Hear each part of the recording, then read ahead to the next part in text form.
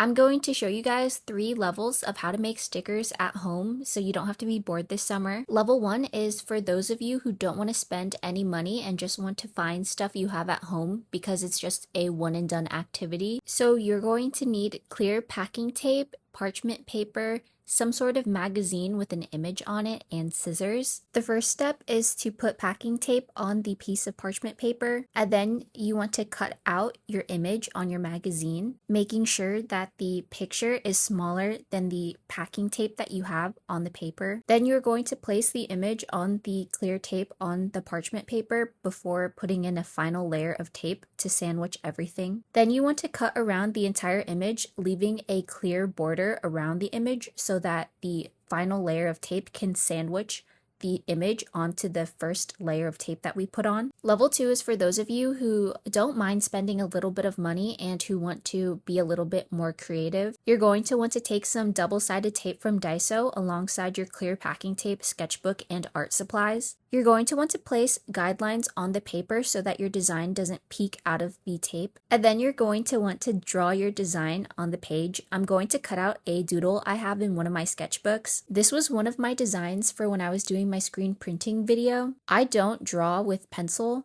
so I was just going in with pen, and then I quickly realized, wow, his forehead looks really, really large, and it wasn't cute anymore. And so I scrapped the idea of a human jester and made a jester kitty. My markers are Copic markers and Fluently markers from Daiso, although you can just use any alcohol marker. Most of my Copic markers are dried up though because I bought them in middle school. Shout out being employed at 11, I got to buy a lot of art supplies that I still have today. Actually, not shout out, we don't like child labor, and I did cry a lot as a kid from that. So maybe, yeah, no, don't.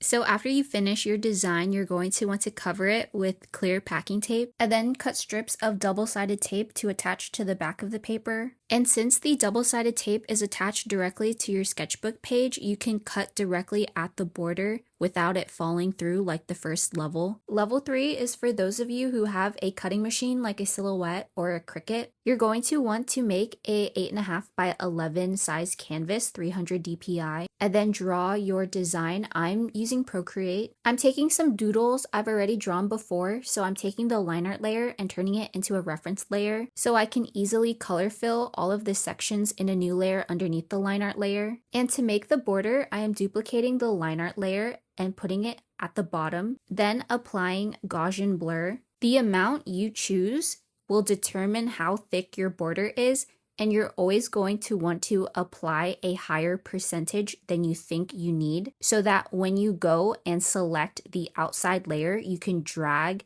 and adjust to the size and shape that you want. Just know that there is a trade-off. The higher your percentage of Gaussian blur is, when you go and select, the less accurate the contours of the shape is, but the smoothness of the outline will be better. But to be honest, if you have a Silhouette, Cricut, or Photoshop, you should just apply your offset or border there because Procreate's not the best. When you're finished, you're going to want to hide your background layer and export the PNG. The PNG is important so that you have a transparent background, and then upload it to your cutting machine. And the settings that I use are sticker paper holographic. And when I go to print, I'm going to go into more settings to change the type of printing to photo printing and the media type to matte photo paper. Make sure you also select the printing size. I'm using 8.5 by 11. I also uncheck borderless printing, or else your Silhouette might have trouble reading the registration marks. And this is the sticker paper that I use. And after I'm done printing, I put a cold laminate on top from Oracal. And since my laminate is matte, I don't cut around the registration marks. If I use a holographic or glitter laminate, I do cut those sections off. And for registration, I always do manual because I find that always gets me more accurate results. And here are our 3 levels of stickers. You can put these stickers anywhere. I personally wouldn't put these stickers on water bottles unless